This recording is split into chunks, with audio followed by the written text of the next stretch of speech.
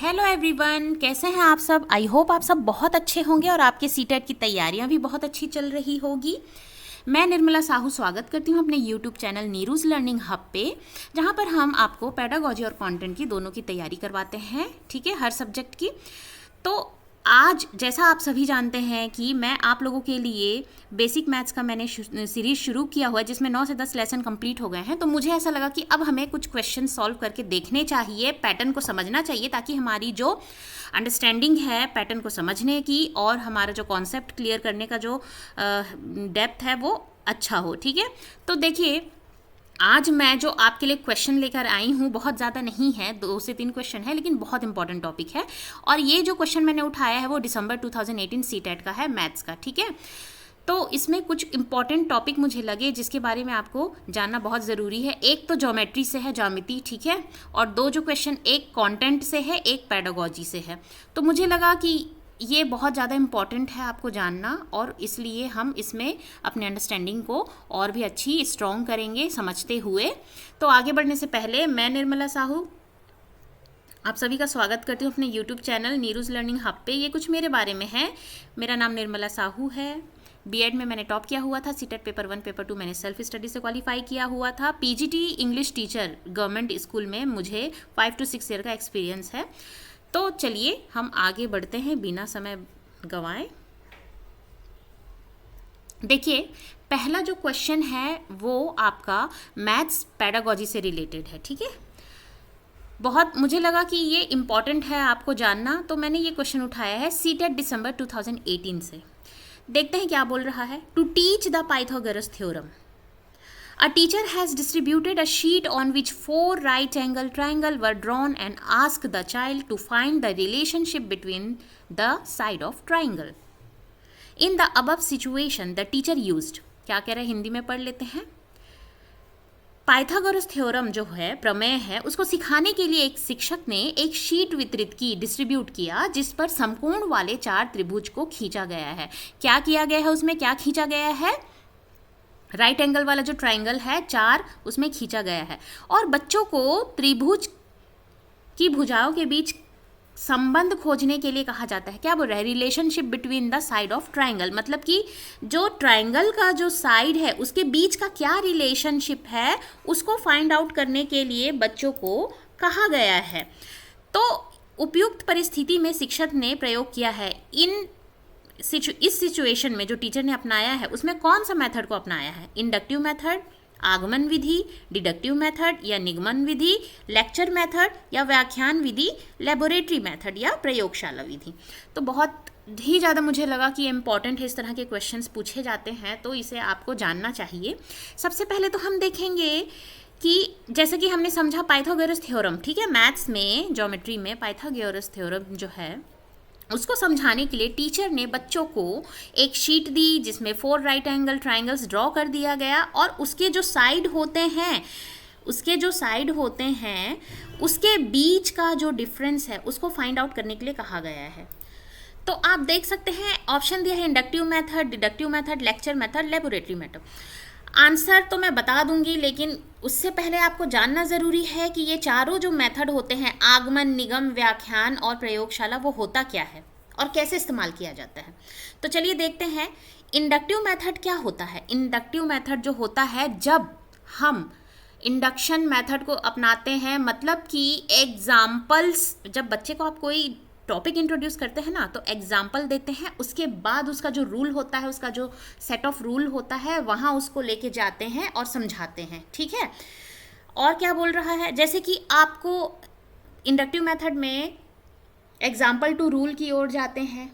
बहुत सिंपल कहने का मतलब, जैसे आपको अगर स्पेशल अंडरस्टैंडिंग वगैरह के बारे में बच्चों को समझाना है, सर्कल का कॉन्सेप्ट समझाना है, तो आप उसको पहले गोल जो चीज़ है वो दिखाएंगे, जैसे कि बॉल है या कोई भी सर्कल चीज़ है ना, ग्लोब है, ये सब दिखाएंगे, पहले एग्जाम्पल बताएंगे, फिर आप बोलेंगे ये सर्कल है और क्या क्या उसके जो प्रॉपर्टीज़ होते हैं वो सब समझाएंगे। तो क्या कर रहे हैं आप? पहले एग्जाम्पल दे रहे हैं, उसके बाद आप क्या कर रहे हैं? रूल तक जा रहे हैं। तो जब आप एग्जाम्पल से सेट ऑफ पैटर्न और रूल तक जाते हैं उसे हम इंडक्टिव मेथड कहते हैं, जो कि बेस्ट तरीका होता है बच्चों के लिए प्राइमरी लेवल पे। ठीक है, अब डिडक्टिव मेथड क्या होता है? निगमन विधि। ठीक है, निगमन विधि जो होती है, आप जो सेट रूल है, जो पहले से जो रूल्स हैं उसको फॉलो करते हुए अलग अलग सिचुएशन में अपनाते हैं ताकि अलग अलग रिजल्ट आ सके, उसे हम डिडक्टिव मेथड कहते हैं। देखिए इंडक्टिव क्या होता है, एग्जाम्पल से रूल की ओर जाना, और डिडक्टिव क्या होता है, जो ऑलरेडी रूल रहता है, लॉ बना रहता है, ठीक है। जैसे कि हम बच्चों को अलजेब्रा सिखाते तो फॉर्मूला, बॉडमस का फॉर्मूला है जो उसके बेसिस पे करवाते हैं,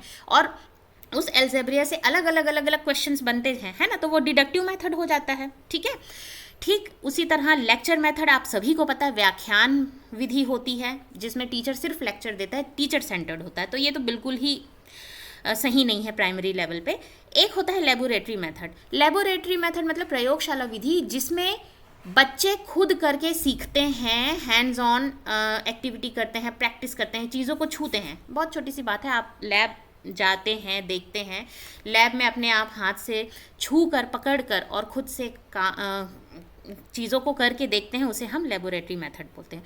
तो ये जो पाइथागोरस थ्योरम जो उन्होंने शीट डिस्ट्रीब्यूट करके जो भी उन्हें एक्टिविटी दी फाइंड आउट करने के लिए, ये कौन सा मेथड अपना रही है टीचर, तो इसमें बहुत सिंपल बात है। देखिए लेक्चर मेथड जो है टीचर सेंटर्ड है, वो कभी नहीं आएगा। लेबोरेटरी मतलब छू के एक्सपीरियंस करके, तो यहाँ पे बच्चों को टास्क दिया गया है ना, ऐसा तो कुछ नहीं है कि कहीं पे लेके गए बच्चे उसको एक्सपीरियंस कर रहे हैं, देख रहे हैं, छू रहे हैं, खुद से कर रहे हैं, ऐसा भी नहीं है।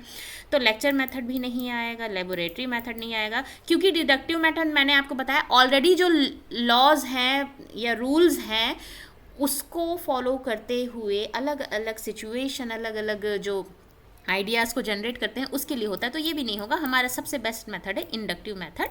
पहले एग्जांपल दिया गया होगा, टीचर ने क्या किया होगा, पहले पाइथागोरस थ्योरम के लिए, पाइथागोरस थ्योरम आप जानते हैं, है ना, उसको हम कभी डिटेल में हम आपको पढ़ा देंगे, ठीक है। तो पाइथागोरस थ्योरम के लिए जो मतलब पहले तो एक ट्रायंगल की ज़रूरत पड़ती है, तो मैडम ने ट्रायंगल आप बना के दिया है, उसमें लाइंस वगैरह वो किया है, और उस ट्रायंगल से पाइथागोरस थ्योरम का जो फॉर्मूला कैसे पुटअप होगा, क्या उसके बीच की रिलेशनशिप होती है, क्या संबंध होते हैं उन साइड्स का, ठीक है। जैसे ये है पाइथागोरस थ्योरम के लिए, ठीक है, सॉरी मेरा ट्रायंगल कुछ ज़्यादा ही अलग बन गया, इसको इग्नोर करेंगे।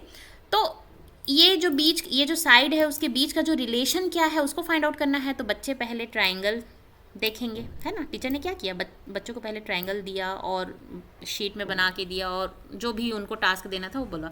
तो पहले ये जो एग्जाम्पल है, ठीक है, उसको दिया, उसके थ्रू उसके बीच का रिलेशन को जानना है, मतलब कि एग्जाम्पल से रूल तक पहुंचाने का उन्होंने टास्क किया है। और ये जो मेथड है वो इसीलिए इंडक्टिव मेथड के अंतर्गत आता है, आगमन विधि जिसे कहते हैं। तो हमारा ये आंसर हो जाएगा inductive method. Okay, I hope यहाँ तक आपको क्लियर हो गया होगा, क्योंकि मुझे लगा ये पेडागोजी का बहुत इंपॉर्टेंट टॉपिक है, क्वेश्चन अलग अलग पैटर्न में भी पूछा जा सकता है, ठीक है, तो इसीलिए मैंने इस क्वेश्चन को स्पेशली रखा है। आइए नेक्स्ट हम देखते हैं, Which one of the following represent the number 11,1111? निम्नलिखित में से कौन सा 11,1111 संख्या की प्रतिनिधित्व करता है। अब देखिए 1 2 3 4 ये ऑप्शन दिए हैं। अब यहाँ पे आप देख सकते हैं, इसमें से आपको बताना है 11,1111 आपको इनमें से कौन सा है। तो पहली बात तो ये जो रोमन नंबर है ये तो हट ही जाएगा, ठीक है, फिलहाल, क्योंकि ये बिल्कुल अलग पैटर्न में दिया हुआ है, ये सही नहीं है। ये जो है आप देख सकते हैं, ये तो बहुत ही ज़्यादा बड़ा डिजिट है। यहाँ पे तो 11,000 से बात शुरू हो रही है, यहाँ पे तो 1 10 100 1000 10,000 लाख 10 लाख, है ना, करोड़ 10 करोड़, इस तरह से ये चला जा रहा है। तो ये भी गलत है, ठीक है। अब ये आप 1 देख सकते हैं, आप थोड़ा ये दोनों के बीच कंफ्यूज हो सकते हैं, आपको लगे ये कर दें, नहीं।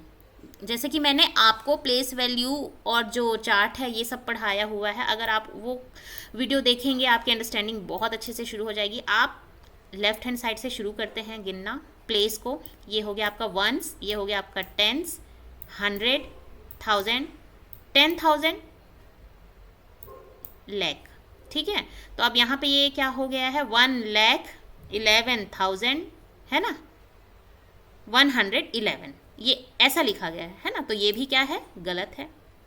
यही हुआ ना, 1 10 100 1000 10,000 लाख, मतलब 1 लाख क्या है, ये 1,11,111 हो गया, तो ये भी गलत हो गया।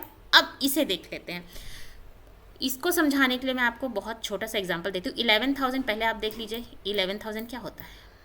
11,000, 1100, 1100, ठीक है, प्लस करते जाना है आपको, और 11, ठीक है, यही बोला गया है ना। 11,000 मतलब 11,000, 1100, 1100 और 11।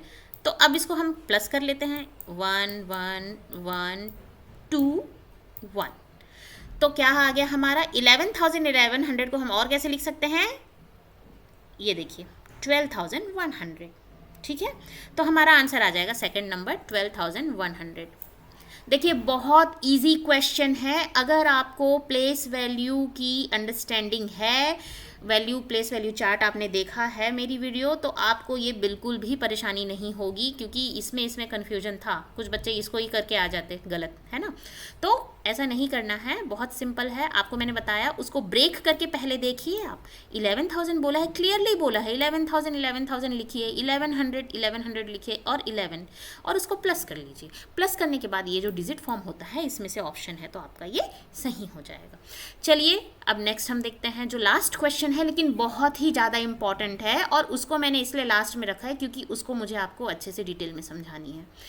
देखिए क्वेश्चन देखिए, फॉर द गिवन शेप, ये जो शेप देख रहे हैं आप, ठीक है, ये शेप देख रहे हैं आप, इसके लिए बोला है which one of the following statement is not correct. ये शेप दे दिया गया है, ये कौन सा शेप है? पैरेललोग्राम का, ठीक है।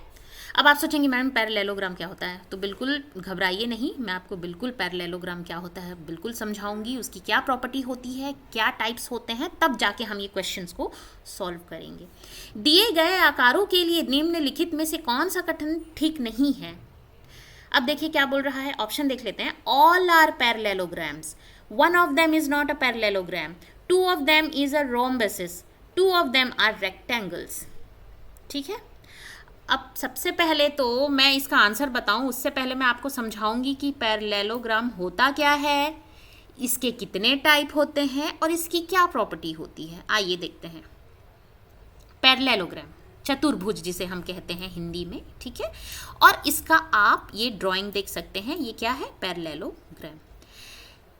पहले तो देखेंगे पैरेललोग्राम होता क्या है। A parallelogram is a special type of quadrilateral, ठीक है। क्वाड्रिलेटरल होता है ये, स्पेशल टाइप ऑफ, एक विशिष्ट क्वाड्रिलेटरल है ये, that has both pair opposite side parallel and equal. देख सकते हैं आप, ये देखिए, ये अपोजिट साइड है, पैरेलल है एक दूसरे के, मतलब ऐसा नहीं है कि ये अगर ऐसे तिरछा है तो ये ऐसे सीधा जा रहा है, अगर ये ऐसे जा रहा है तो ये भी ऐसे जाना ही चाहिए, ठीक है, पैरेलल होना चाहिए। यहाँ भी आप देख सकते हैं ऐसे, ऐसे और ऐसे है, ऐसा तो नहीं है कि ये ऐसे दे दिया है और इसको ऐसा कर दिया है, नहीं, ये तो फिर ऐसे बनने से ट्रेपिज्म बन जाएगा, ठीक है। पैरेलल है मतलब ऑपोजिट साइड, ये और ये साइड पैरेलल हैं, ये और ये साइड पैरेलल हैं, जो कि एक दूसरे के ऑपोजिट है। वही चीज़ कहा गया है, एक तरह का स्पेशल क्वाड्रिलेटरल है जिसके बोथ पेयर, दोनों पेयर जो हैं इक्वल होते हैं और पैरेलल होते हैं, सबसे इंपॉर्टेंट। और इससे कई सारे फॉर्म, शेप्स जो हैं फॉर्म हो सकते हैं पैरेललोग्राम के, ठीक है। तो टाइप्स हम देखेंगे। सबसे पहले ये आपको जानना ज़रूरी था, बहुत छोटा सा पॉइंट है, पैरेललोग्राम एक स्पेशल टाइप ऑफ क्वाड्रिलेटरल है जिसके दोनों जो ऑपोजिट साइड हैं पैरेलल होते हैं और इक्वल होते हैं। There are 3 special type of parallelogram. देखो 3 स्पेशल टाइप के पैरेललोग्राम होते हैं। सबसे पहले रेक्टेंगल। रेक्टेंगल की अगर आप, एक सेकेंड, सॉरी, ये ना मेरी जो ड्राइंग है ये बहुत अच्छी नहीं है, तो आप उसको थोड़ा इग्नोर करेंगे।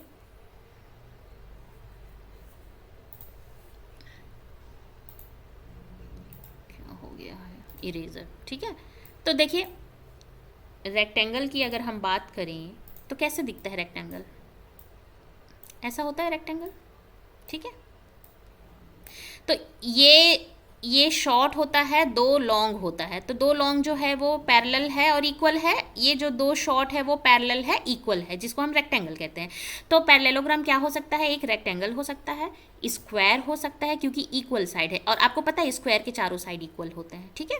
और क्या होता है, एक रोम्बस। इसको मैंने इसलिए हाईलाइट किया है क्योंकि देखिए रेक्टेंगल और स्क्वायर जो है 2D शेप है, वो मैंने आपको पिछली क्लास में पढ़ाई थी शेप्स एंड स्पेशल अंडरस्टैंडिंग में, वो आप जाके देख सकते हैं बेसिक मैथ्स की प्लेलिस्ट में।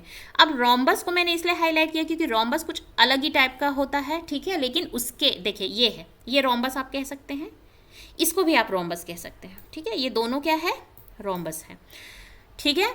ये भी एक रोम्बस है जो कि पैरेललोग्राम होता है। स्क्वायर और रेक्टेंगल भी पैरेललोग्राम होता है।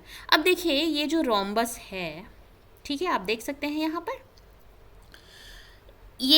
ये साइड दोनों बिल्कुल पैरेलल हैं और इक्वल हैं। ये साइड और ये साइड भी क्या है, पैरेलल है एक दूसरे के, इक्वल है। ऐसा नहीं है कि ये टेढ़ा है तो उस साइड वाला ऐसा हो गया है, नहीं, बिल्कुल इसी तरह से है, मतलब पैरेलल है, ठीक है, और इक्वल है।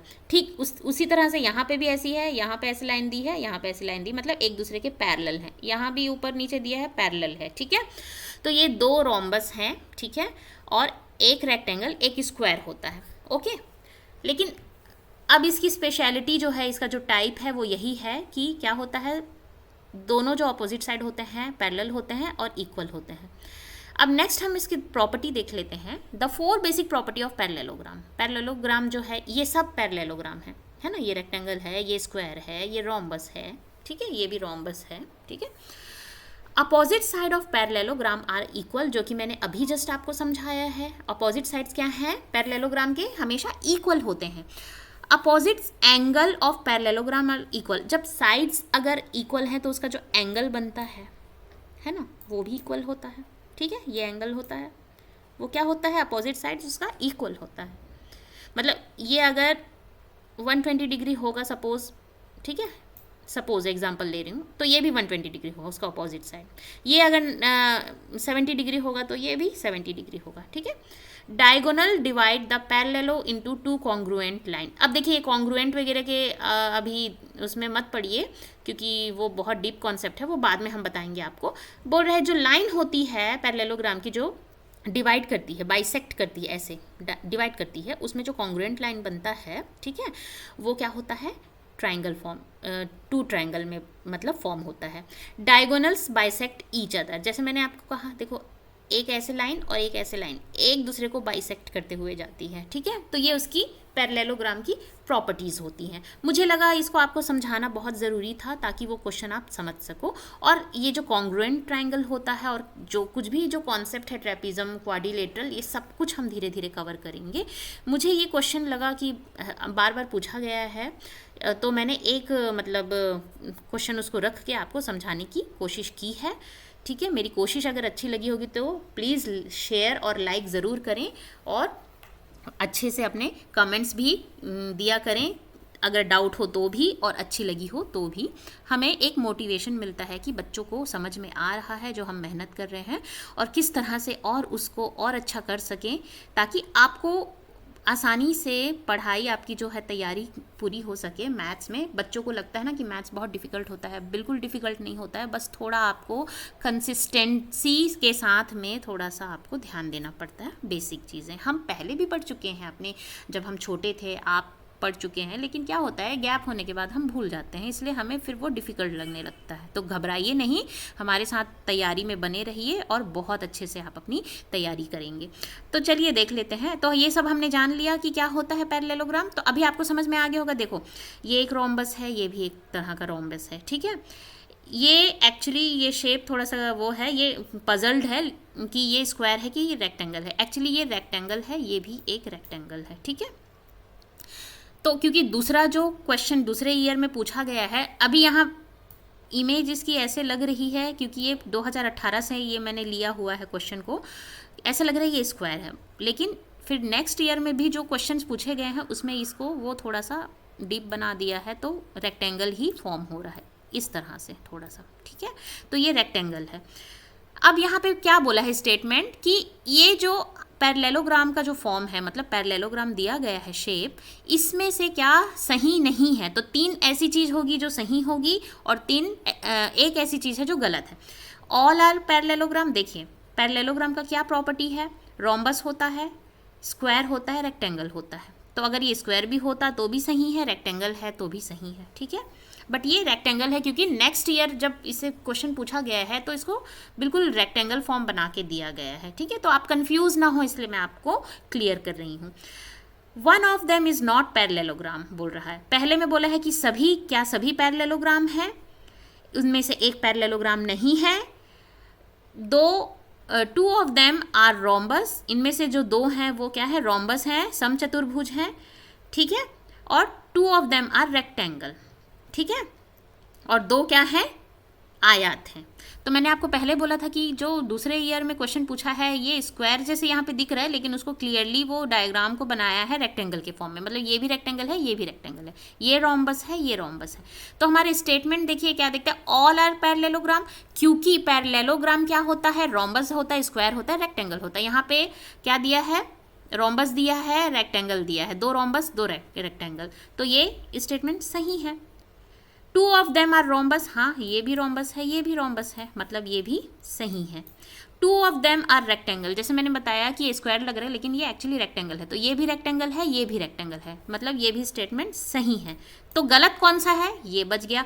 One of them is not a parallelogram, भाई यहाँ पे क्लियरली बोल दिया गया है ऑल आर पैरेललोग्राम। और आप देख सकते हैं पैरेललोग्राम की क्या स्पेशलिटी होती, क्या फीचर होता है कि रोम्बस होता है, स्क्वायर होता है, रेक्टेंगल होता है। तो ये दो तो रोम्बस है, दो रेक्टेंगल है, दैट मीन्स ये चारों ही पैरेललोग्राम है। तो जब यहाँ पे ये बोल दिया है ऑल आर पैरेललोग्राम, तो फिर यहाँ पे बोल रहा है again one of them is not parallelogram, मतलब ये स्टेटमेंट गलत है ना। और हमको क्या फाइंड आउट करना था, यहाँ पर गलत स्टेटमेंट फाइंड आउट करना था। For the given shape which one of the following statement is not correct, दिए गए आकारों के लिए निम्नलिखित में से कौन सा कथन ठीक नहीं है। नहीं को बहुत ध्यान रखेंगे, नहीं तो गलत करके आ जाएंगे।